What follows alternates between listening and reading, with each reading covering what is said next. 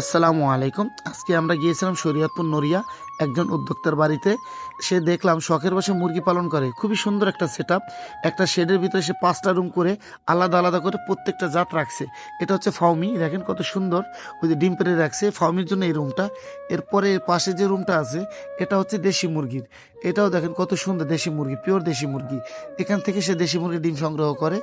এরপরে যে রুমটা আছে এটার মধ্যে রাখা আছে টাইগার, খুব সুন্দর মাল্টি কালার টাইগার। দেখেন কত সুন্দর, মোরগটা 5 কেজি প্লাস হবে। খুবই সুন্দর এটা মাশাআল্লাহ। এটাও ডিম পেড়ে রাখছে, যে দেখেন খুবই সুন্দর একটা সেটআপ। এরপরে যে রুমটা আছে সেই রুমে রাখা আছে কোয়েল পাখি। এই কোয়েল পাখিগুলো দেখেন মাশাআল্লাহ কত সুন্দর। এগুলো রানিং ডিম পাড়া কোয়েল, খুব সুন্দর একটা সেটআপ। ফ্লোরে বালি দিয়ে রাখছে যাতে করে এগুলো সুন্দরভাবে দুর্গন্ধ না হয়, ভালোভাবে পালন করতে পারে। মাঝের রুমটা হচ্ছে বাচ্চা পালন করার রুম। এটাও খুব সুন্দর মাশাআল্লাহ। যাদের ইচ্ছা আছে, শখ আছে, তারা চাইলে এরকম করে একটা শেডের ভিতরে বিভিন্নভাবে পার্টিশন করে করে বিভিন্ন জাতের মুরগি পালন করতে পারেন।